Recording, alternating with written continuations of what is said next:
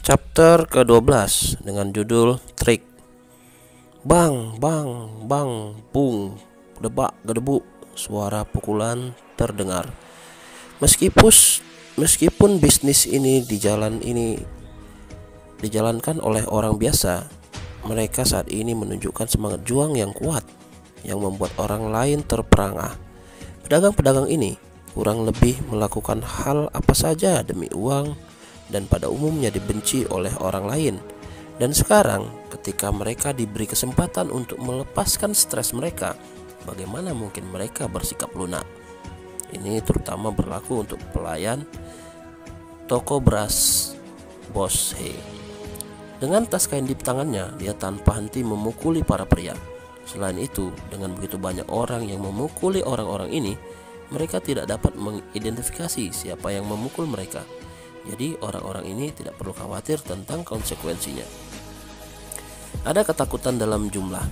Yang Kai hanya meminta bantuan, tetapi sebelum dia bisa mengangkat satu jari, dia didorong ke samping oleh para pedagang ini. Setelah beberapa saat, pemukulan itu berangsur-angsur berhenti, dan Anda bisa melihat kedua pria itu meringkuk di tanah. Tas kain itu juga menghilang.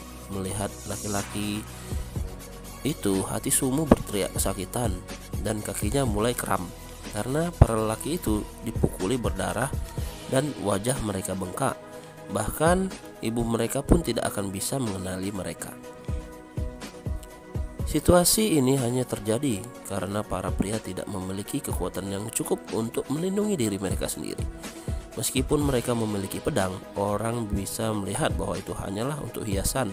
Jika mereka bisa menggunakannya, apakah mereka akan menderita serangan ini?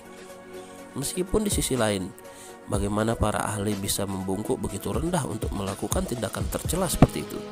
Sekarang, meskipun pemukulan selesai, para pedagang tetap tinggal. Kedua priahan dengan wajah menghebohkan mereka dan hati penuh ketakutan dengan lemah memanggil Su. Tangan mereka gemetaran.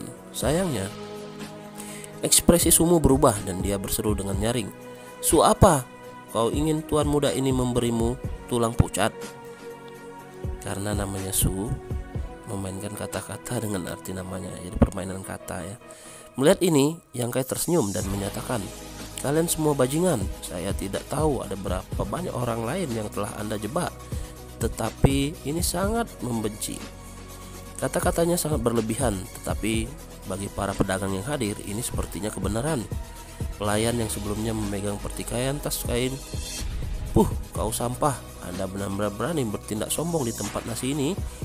Pelayan itu terus mengeluarkan frustasinya, tetapi tidak mengharapkan Yang Kai memperluas pernyataannya. Benar, orang-orang seperti ini harus benar-benar mati. Rekan murid, mengapa tidak Anda dan saya masing-masing membunuh satu? Itu akan mengajarkan mereka untuk melanggar hukum lagi. Jadi mereka akan takut bila melanggar hukum dan juga untuk kebaikan yang lebih besar. Mendengar komentar ini, dua orang di lantai mulai berkeringat dingin dan ketakutan. Mereka tidak pernah membayangkan bocah lemah ini begitu kejam. Sumu hanya menatapnya, mencoba mencari tahu apakah dia bercanda atau tidak. Tapi wajah Yang Kai tidak menunjukkan tanda bahwa itu adalah lelucon. Sejujurnya, meskipun apa yang dilakukan orang-orang itu pengecut, itu tidak cukup serius untuk mati demi tidak diragukan lagi. Hukum Yang Kai agak terlalu kejam. Sumu hanya bisa bertanya, saudaraku, bukankah itu sedikit berlebihan? Benar? Berlebihan? Yang Kai hanya menggelengkan kepala. Jika kebohongan kecil mereka berhasil hari ini, maka kehidupan Bos He akan hancur. Bagaimana dia mempertahankan mata pencahariannya? Ini mendorong orang ke batas. Jadi bagaimana ini berlebihan? Anda tahu, untuk setiap orang, setiap tindakan yang mereka lakukan akan memiliki konsekuensinya. Sebelumnya, ketika pedagang itu mendengar kata-kata Yang Kai, mereka juga memikirkan hal ini. Tapi mendengar alasannya, mereka mengerti arti di balik kata-katanya dan bertentangan. Tapi keputusan akhir tidak terserah mereka. Jadi mereka hanya berdiri di sela-sela. Tapi ketika Bos He ingin mengatakan sesuatu, dia dihentikan oleh tatapan dari Yang Kai. Ini mungkin memang masalahnya, tapi kita tidak bisa begitu saja membunuh orang. Sekarang Sumu benar-benar khawatir. Dia tidak berpikir bahwa murid di depannya ini adalah begitu kejam dan tanpa ampun. Awalnya dia telah merencanakan dengan cukup baik. Pertama, kedua orang itu akan memfitnah Bos He, dan kemudian dia akan pergi dan menghentikan mereka, menyelamatkan Bos He. Kemudian mereka akan melarikan diri dan dia akan menerima rasa terima kasih dari Bos He sehingga mencapai tujuannya. Tetapi dia tidak mengira murid jahat seperti itu akan muncul. Begitu mudahnya memilih untuk membunuh mereka. Ini jauh dari lebih baik. Sumu bisa melihat bahwa kedua pria itu akan memohon padanya untuk menyelamatkan mereka. Di dalam tatapan itu ada tanda-tanda ancaman. Bagaimana bisa Sumu tidak mengerti artinya? Rasanya seperti diikat ke tubuh belalang.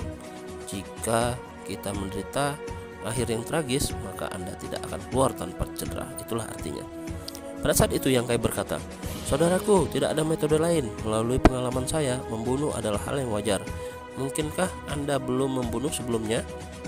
Atau kalian sudah saling kenal, jadi kamu tidak mau membunuh?"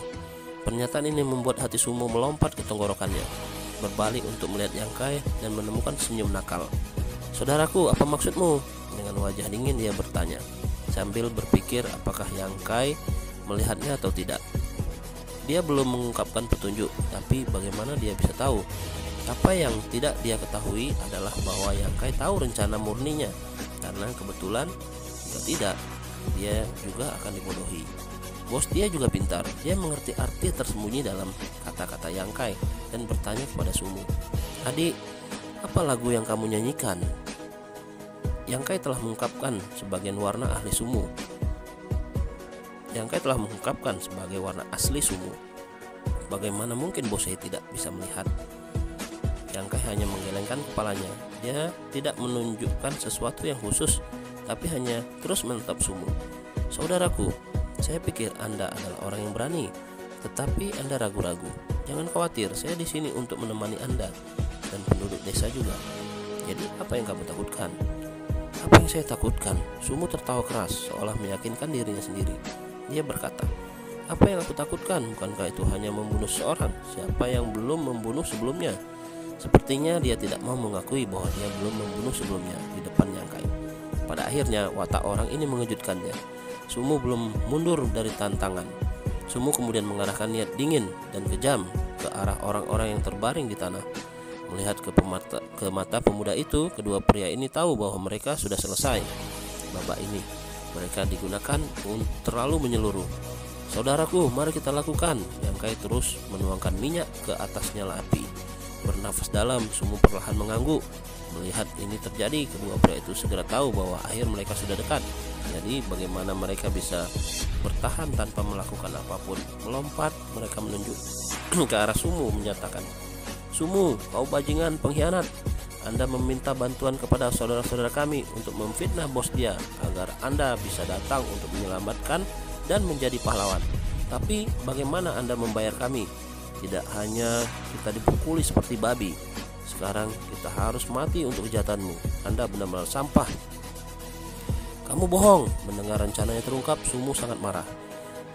Seolah-olah luka mereka tidak mempengaruhi mereka. Orang-orang itu hanya mencibir, dan laki-laki yang lebih besar berteriak keras memberitahu semua. "Semua orang dengar, tua atau muda, hari ini aku dan kakakku keluar dan menyebabkan masalah untukmu. Tapi ini semua atas perintah Sumu. Dia menyukai putri Bos He, tapi sayangnya dia ditolak oleh putri Bos He. Jadi dia menetas rencana untuk mendapatkannya." Bersambung. Oke guys, jadi udah terungkap ya, ini apa sih alasan si Sumu untuk melakukan plot seperti ini. Jadi tujuannya itu hanya untuk mendapatkan rasa simpati dari Bos He dan juga putri dari Bos He ini. Rupanya diam-diam si Sumu ini telah jatuh cinta kepada putri dari Bos He ataupun putri dari penjual beras ini. Jadi seolah-olah dia berlagak sebagai pahlawan, padahal udah direncanakan tuh, dia bayar orang-orang kayak di sinetron-sinetron gitu. Oke guys, jadi setelah ketangkap basah melakukan hal yang licik seperti ini, apa yang akan terjadi selanjutnya? Mari kita simak di chapter ke-13. Thank you, check it out.